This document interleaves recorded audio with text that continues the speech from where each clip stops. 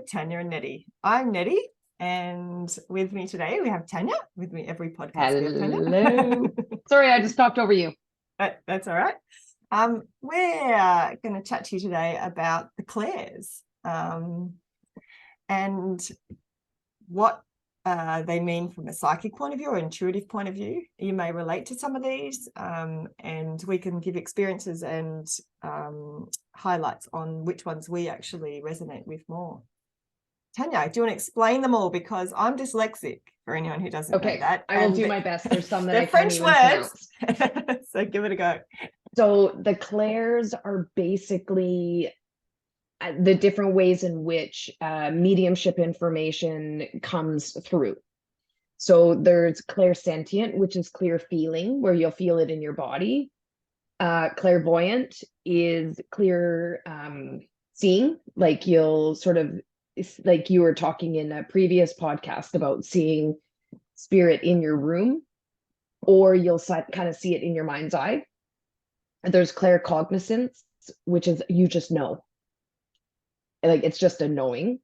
That's clear knowing. Clairaugustin is clear taste. So spirit might come through and say the grandmother, made chocolate chip cookies a lot. You might sort of get this taste of chocolate chip cookies in your mouth.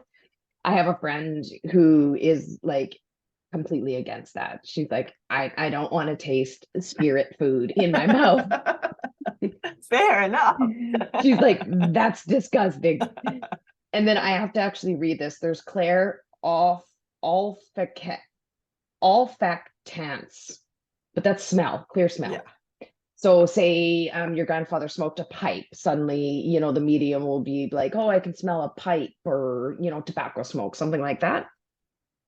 And clairaudient, which is clear hearing. And I actually have a super funny story.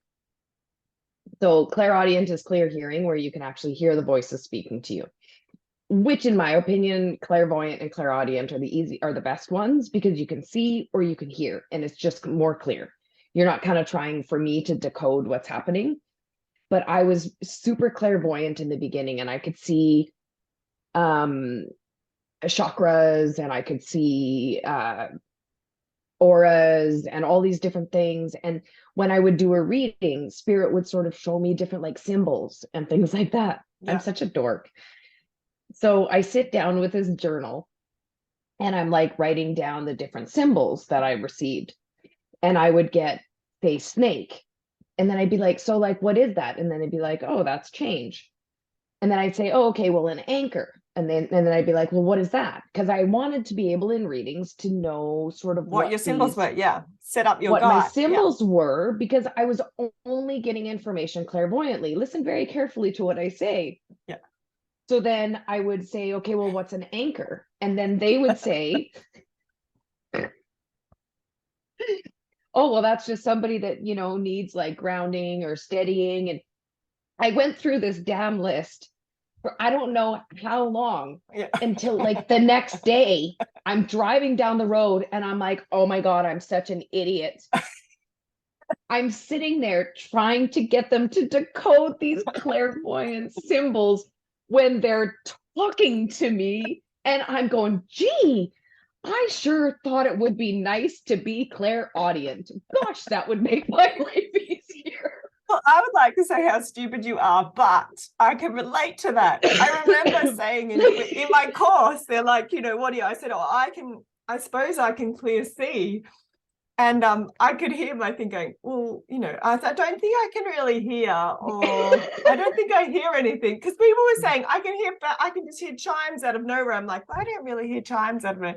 Oh, people talk to me every day of my life. I know. Isn't it funny?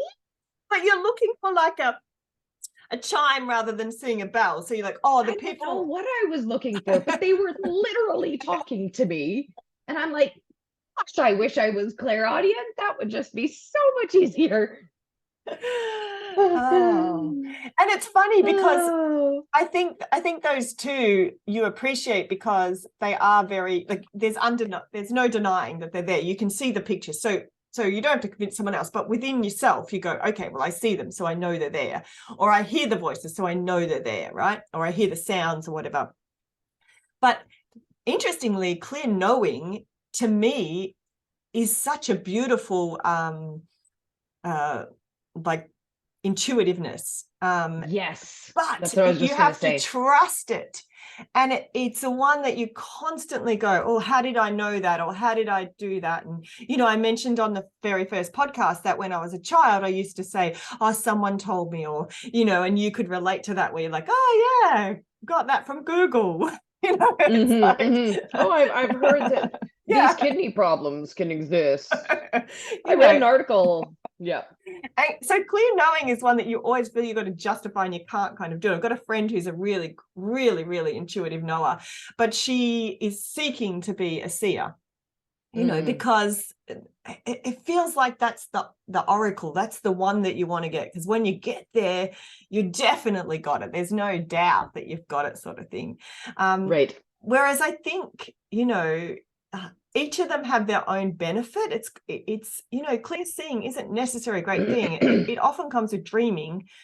For me, nights can be exhausting because I dream so much. Right. You know, I woke up last night with a little image of a dream, and you know, I carried a song around in my dreams, so a spirit was coming through dreams for days until I woke up, and then I could actually, in my conscious, I could actually get that coming through at the same time. So, you know, it takes a lot out of you, that clear seeing kind of thing. And also you've got pictures popping up that then you've got to translate. And I get that you can ask sometimes, that sometimes you don't get, you've got to kind of go, is that this and this and this? So in your head, you've got a client in front of you and you're like going, you know, they're showing you a cross and you're like, is that religion? Is that, you know, you're trying to seek what they're are they at a crossroads in their life? Are they, and eventually, you know, you get that language with spirit where you're able to know what they're getting at. But starting out, absolutely. What are your biggest clairs? Seeing, definitely. Knowing, feeling. Now, feeling was a lot when I was younger. Feeling was huge, and I've learned to actually shut off feeling more than I could. I realized that was a control thing that I had. I could walk past someone and go, you know, and actually take on. And it's hard to exist in that. So I learned to take it on and then let it go. That, I think, is a very, very key piece, because most people, when they first come into these abilities, is they start with that clairsentience, that clear feeling in their bodies. And it's a lot of work, which I think is what you're getting to learn what's mine and what isn't. Yeah. And it can be done. And I actually think it's imperative to get control of that. Absolutely. Like I mentioned last podcast, you don't want to be eating peas when you don't like peas. Like, that's not your energy left in your body, you know. So you have to be able to just kind of take it in and straight out again. And that's what I've got a lot better at, is just being able to do that. And if I can also say, you and I have talked about very, very briefly, is that, and this is going to sound terrible, but it can make people almost victim-y to energy. Yes. Where they, don't like, say they walk into a room and they go, oh yeah, I didn't like the way that feels, or I don't like the way that person feels. And it's like, no, like, come on, we're already victim to our lives. Now we don't have to be victims to something that is completely invisible as well. Yeah. Like, this maybe sounds a bit harsh, but like, get a hold of yourself. You need to be in control and have boundaries with your abilities so that you can function. And also trust in this world. Yeah, trust yourself that if that's what happens to you, if you walk into a room and you go, it's like you're blaming them, that is their problem, but actually it's something that you can control. You need to control. And it's learning that step, learning that control, that then puts you back in power to what you are. And give your guides, give yourself more credit, give your soul more credit that it can actually deal with this. Shut it off. 100%. And you can be more empowered, because if I'm walking in somewhere and I'm being all, it's so upsetting. Oh, the energy, it's just so sad. Well, Why are you feeling that? Why do you Yeah. want to feel that Yeah. when you're walking about in the world? And it's not the room's fault. You need to learn how to have those energetic boundaries and not take that stuff on. You said it Yeah. beautifully. Yeah. So anyway, so we were talking about your clairs. Yeah. And so, but I do have, seeing, knowing, feeling, probably my three biggest ones. But I do have them all, very much. And I think to get to the level of mediumship that we have, I think all of them, your intuitiveness just pops out, but some of them are stronger, and the way that they communicate is better than me. I had a funny story that with I used to say I don't have clear smelling, and it is my least likely way of a spirit communicating or an energy that I can pick up on. But we did in my course, we had to we played this game where the teacher, so this is on Zoom, and I'm in Australia, they're in America, like way away. She writes something down in a piece of paper, and then we all have to sit there and try and see if we can say what she's written. Right. And so I'm ready to go on this Zoom, and my family are home. I like to do it when no one's home, but it just worked out bad timing for me. Public holiday, my son was home from school, my husband was there. So I just said, can everyone just, do their own thing? And my husband had his washing inside, which he'd hung up on a clothes horse, and it stunk kind of like mud. So I pushed it outside, and I said, could we leave that outside? It stinks. And he's like, no. I said, it's like you left it in the machine too long, or it's just, and I go near it, and I'm like, oh, anyway, he pulled it back in again. He said, it's going to rain. I need it to dry. It doesn't smell. My son's come up, he smelled it, doesn't smell. I'm like, it stinks. So we had this thing of putting back. Anyway, I jumped on my course and started to do it. And they said, oh, today we're going to do see if you can tune into what I've got, and a piece of paper. And all I could do was I could not get this smell out of my head. So I started to tune in, and I saw this tree, and in the tree, I saw this sloth lying there. And so I've written sloth, and I could smell the mud, and I could smell the damp and the wet. And she sort of went into what it is, what everyone got, and people like, oh, I got a mouse, I got this, I got I think maybe we were told it was an animal, I'm not quite sure. And I said, look, I've got a sloth, but I think that my husband's got wet washing out, so I think that's wet washing.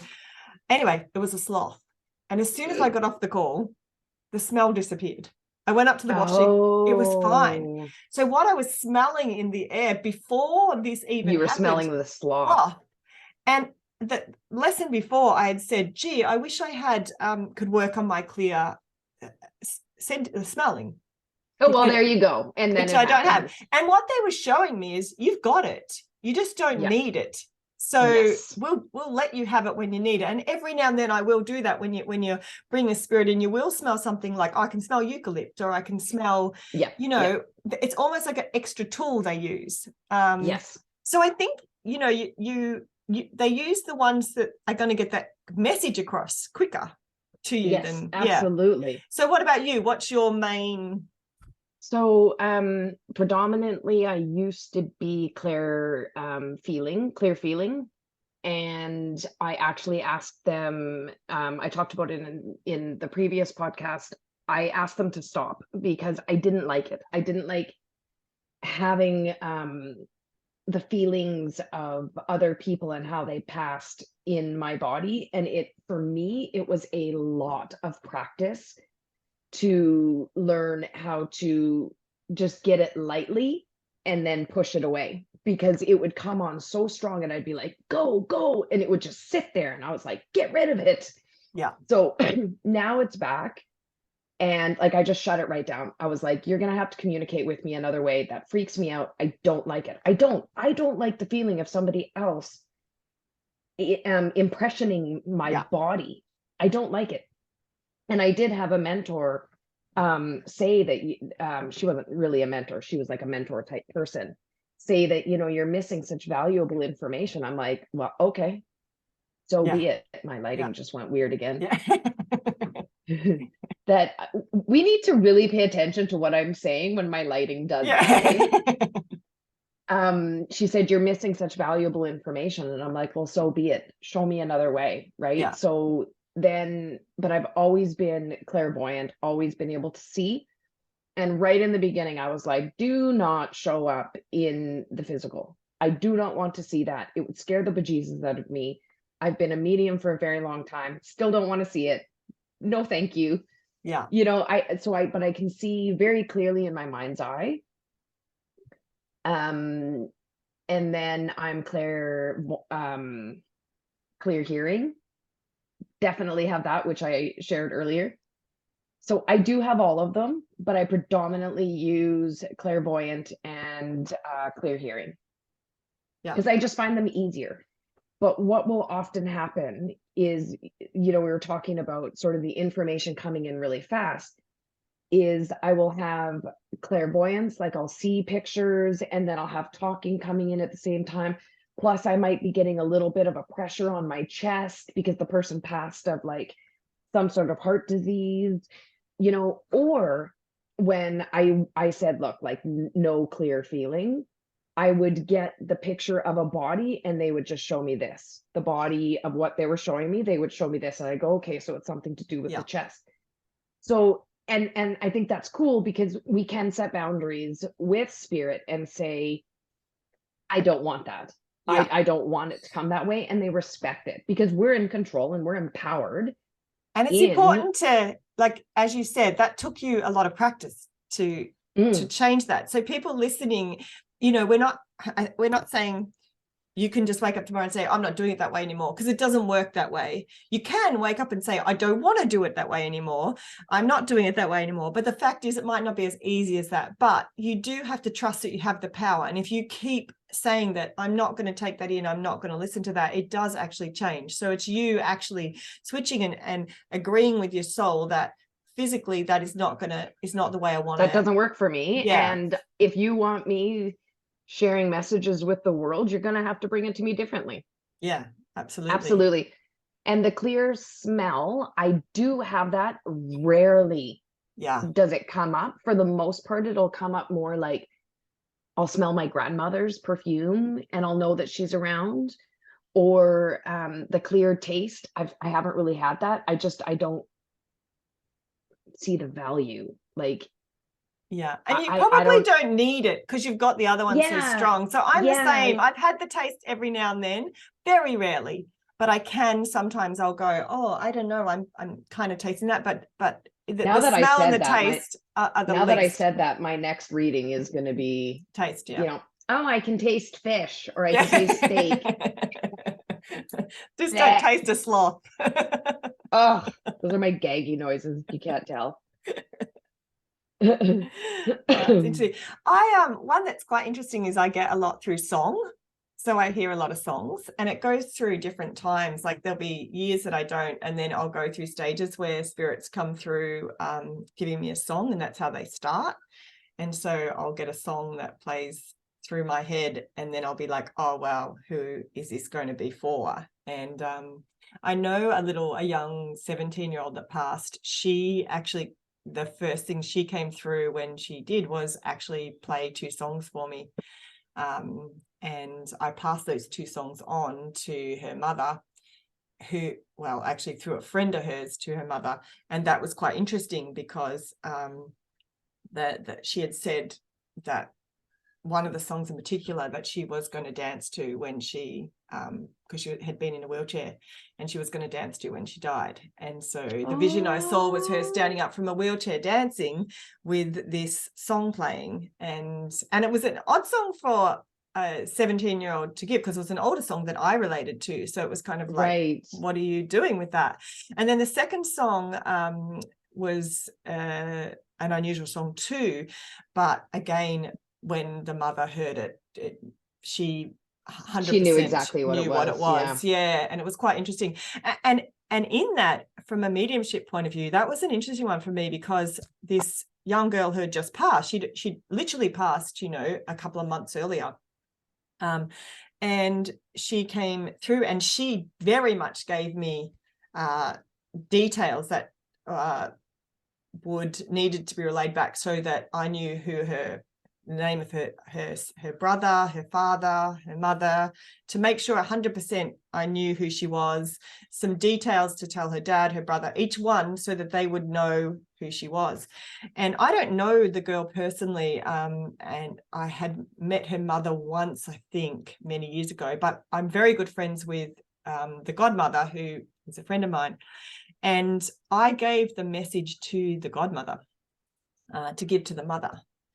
And for 2 weeks, this girl would not leave me alone. She would come and she'd play the songs over again, over and over in my head. And so I'm, walking around singing this song constantly. My husband's like, when are you going to finish with that song? And I'm like, I don't know. I've given the message. Maybe she's got more to say. And I went to the friend 2 weeks later. I said, how did that go? Because once I've delivered a message, I tend to back off and I don't have anything to do with it. But when a spirit doesn't leave, it's like, why are you still here? Like, why are you still? And she was very polite and very, she'd sort of sit there and just play the music in the background till I'd kind of go, what have I missed? What have I done wrong? And I found out that the girl had told me that she had told her friend, but she hadn't. And she said, I've actually not delivered the message. So it was a big learning. You're like, yeah, I know. She told me. Yeah. Oh, well, I wish she had have told me that, but she was basically saying the message hadn't got across, but I didn't realize that it literally hadn't got across. So I said to her, look, I'll contact the mum, or like, she's not going to leave me. So, I'm going to have to cut this girl off somehow if you don't deliver that message. And so 2 days later, the girl just disappeared. And so I knew that the message was delivered to her. But it was quite an ethical dilemma for me in some ways, because she had these important things that she wanted to say in a certain way. I was respecting my friend not wanting me to go directly to her, and she wanted to do it in her own gentle way. And I thought that was the right thing to do. If that ever happened again, I would just go straight to the source. There's no in between in that. It's come to me because she knew that I had access to her mum in a direct way as well as I did an indirect. And I chose the indirect because I was being sensitive and being worried about the end of story sort of thing. So spirit gives that message for a reason, and gives it in a way that, because a song in that case was something that would make a difference to the mother. She would know that was it. And so I think you get those different methods because they're going to resonate to the person at the other end. And that's the point of it, right? I agree. You haven't got a random spirit coming. It comes through in a way. Like, I remember this one friend of mine was talking about, she did a reading and Kermit the Frog kept coming up. She kept seeing Kermit the Frog, and she finally says to them, like, I just keep seeing Kermit the Frog. And that made perfect sense to them. They were like, yep, that's so-and-so exactly. Boom, no problem. And that's interesting, because that's how it works, is you're kind of going, okay, you're giving me this, but I don't know if this is literal or if this is figurative, or, so it's like this person saying, I'm trying to think of an example and I can't think of one right now, but this person's saying this, but I don't know if they're saying it literally or if they're just trying to sort of get, this other particular point across. And so it's interesting when all of that comes through, but the ethics, I think, are really important in relation to the mediumship, which you brought up. Because not everybody wants to hear the message. Not everybody, and we also, like, say somebody comes to me and they say, oh, I kind of want to know about this situation with my husband. And, we're having some troubles. And so I can tune into, or spirit will give me information sort of about their relationship as it relates to the person that I'm reading for. Yeah. But I'm not like, bulldozing into, say, the husband's energy, if that makes sense, like only as it relates. But say perhaps I'm being shown that the husband is having an affair.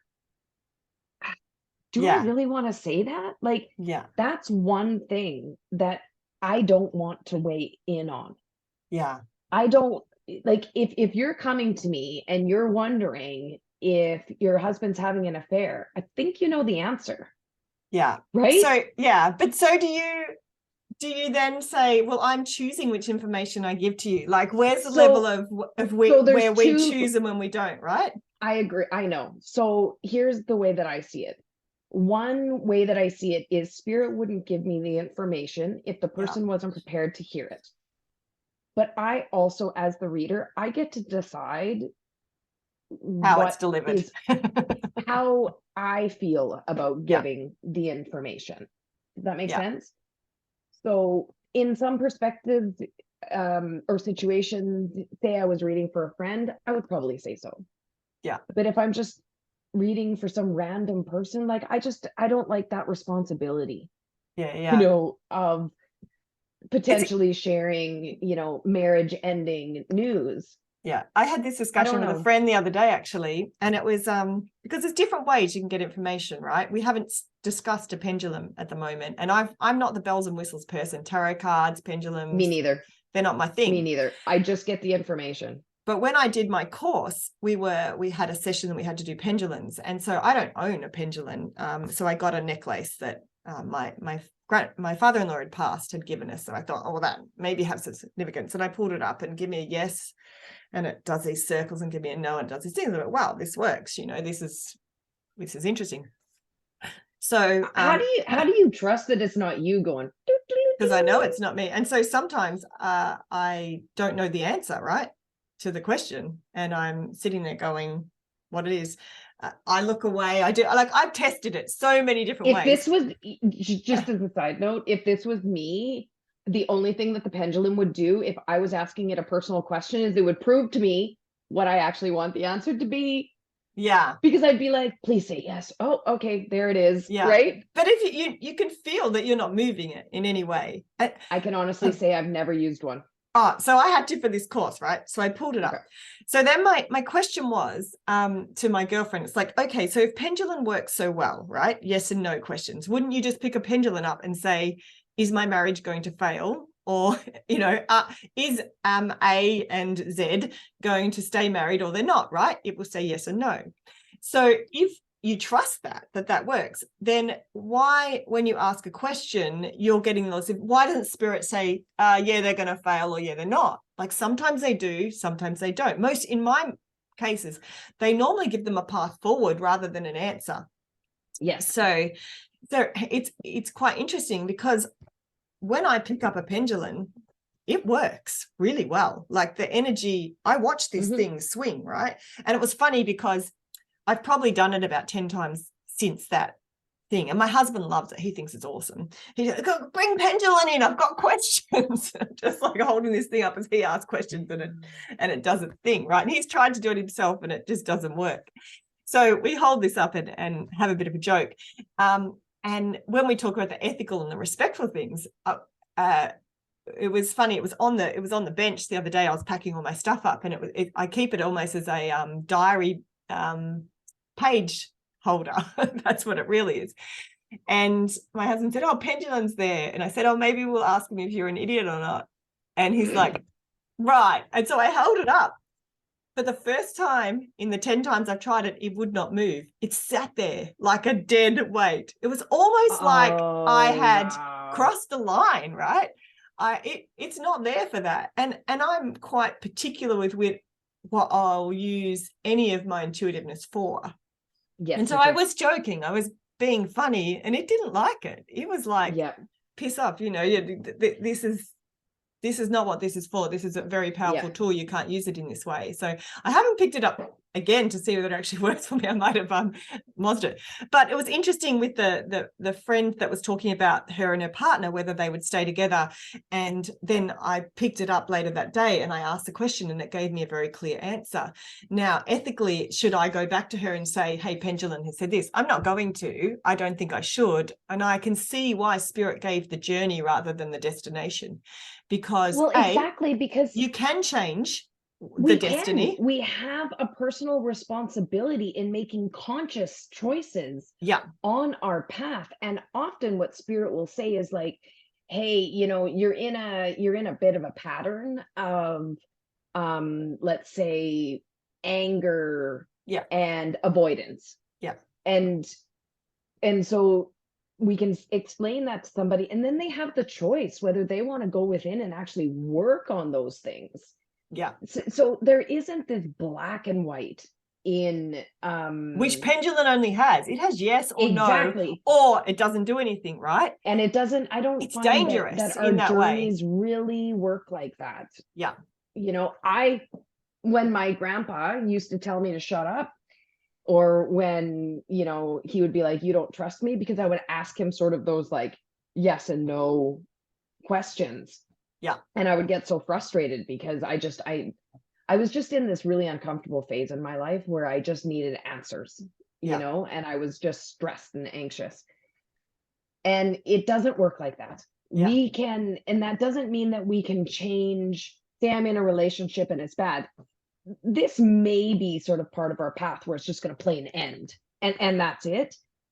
But it doesn't have to be, we can always make conscious choices. Yeah. Right? Absolutely. It's a guide. I feel like I'm right? blabbering. It's a guiding. Am no, I blabbering? No, you're not. You're not at all. Okay.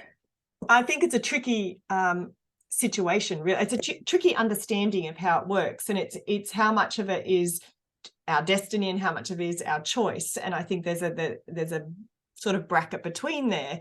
And so I think really everything is our choice.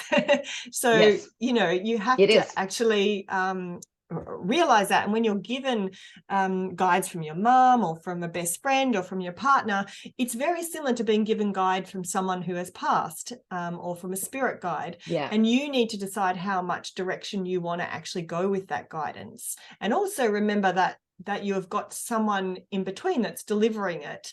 And so you need to understand whether they're seeing pictures or whether they're hearing words or whether they're channeling, because that actually makes a difference to a little bit of interpretation that happens with what's coming through. And so yes, I think so. Yeah. You need to, you know, a better medium will almost say, I'm seeing Kermit the Frog, rather than try and interpret it. When yes. You know, when it's your symbols that you know, you can go, okay, this means this for me, it's probably not yes. going to mean, but you hit one that you go, I don't know what this means. Does this mean anything to you? And then that person can use their own interpretation to do it. And so it's yep. using your clairs or your sounds and your, you know, visions or your smell and relaying those to the person so that then they can actually take those and then they can guide those, you know, use them as a guide for where they're moving forward in the future.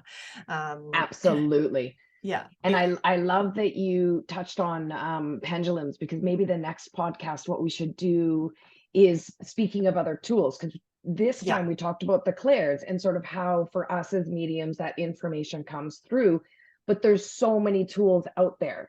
There's pendulum, there's tarot cards, there's oracle, there's crystals. What's that one where you hold on to something that was somebody's? I can't think of it right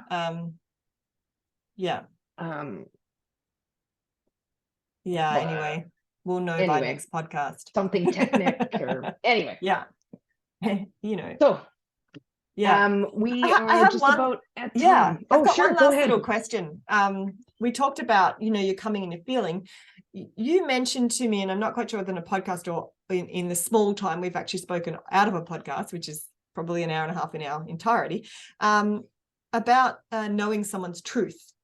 And I wondered where that sat in the clairs. So when someone is lying and when someone's not lying, it's almost like a telepathy.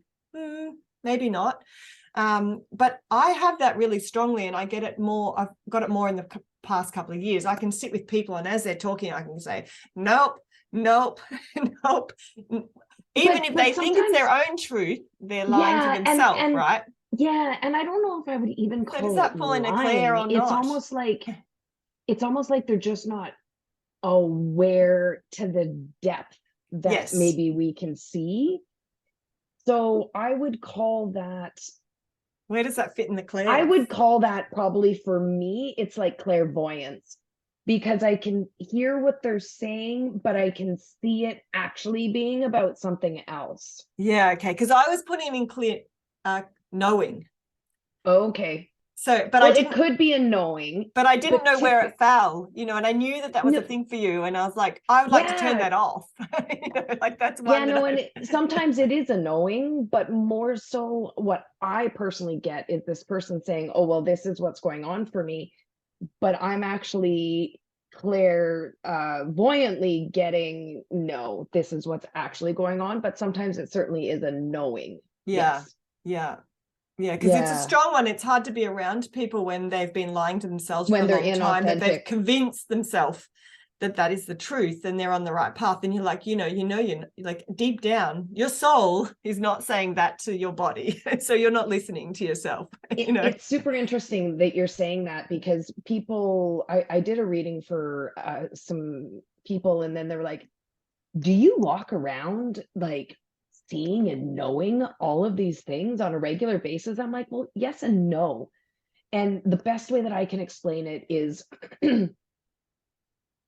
when you're sitting at a table and somebody's cell phone bangs and you look over and you might see like, oh, Greg sent them a message. That's what I walk around with. I get this little like, oh, because I can't help it. But honestly, I don't want it. I don't care, to be honest. What you're hiding from yourself or on the regular, I don't give a shit. Truly, I don't. If you're a person in my life, I will have that very loving conversation with you. But otherwise, I don't give a shit. I don't give a shit if you're cheating on me. I don't care. I don't want to know those things. But when I'm actually tuned into a reading with like that person's permission, I can like pull up that entire text message. From Greg. Wow. So that's the difference for sort of how it works for me going out and about, because I don't want people to think that, they don't want to talk to me because I can just see right through them. And no, I don't. It's like the switch off, right? Switch off, switch on. It is like that. You can. That's how we can function in life. Yeah, if you start getting into that conversation that's deeper with people, then you can actually start to go, okay, now picking up on these things. Now it's coming in full on, and I definitely don't do that. But every now and then I get one like the what I call the hidden truths, like that, where their reality and the truth that's happening aren't on the same page.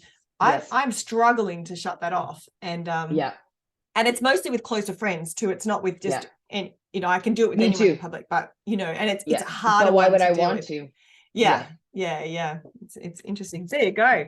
Battling with the clairs as well. They do become every part of your life, and you've got to walk around not seeing and feeling and doing everything else's business. It's you couldn't live like that. And just be in the 3D. Because I don't want to walk around in the world and see spirit. I don't want to walk around in the world and see that your dog passed and you're sad. I don't care. I care about humanity, but can you imagine the overwhelm? You couldn't. I couldn't function. Right. So So I think that's that from that one, Nettie. Yeah, absolutely. And we appreciate all you listening, and we'd love to hear about which clair is your clair, or which clair you're trying to achieve, or that the experiences you've had. So please write in the comments if you've had your own experience that you'd love to share with us. And I would also love to hear suggestions for podcast ideas, topics that people want to learn about. Like I said, I think the next one we should do the different tools that we use or can use, because I don't use any. Absolutely. Except for the clairs. But. And we have a list of topics that in our own heads, I'm sure that we could go on forever. But if there's things that you're worried about or wanting to know more about, that if we've got an opinion and it just is our opinions, and we'll be happy to share them. And remember, 2 years ago, I didn't even know what a chakra was. So, and I learnt on a course for America. So although I'm Australia, apparently I have an accent for chakras. So a lot of it is just the intuitive side of what we know and what we have learned as well. But lovely talking to you again. Thank you. And look forward to seeing you next time. Absolutely. And thank you for listening. Yeah, thanks for listening.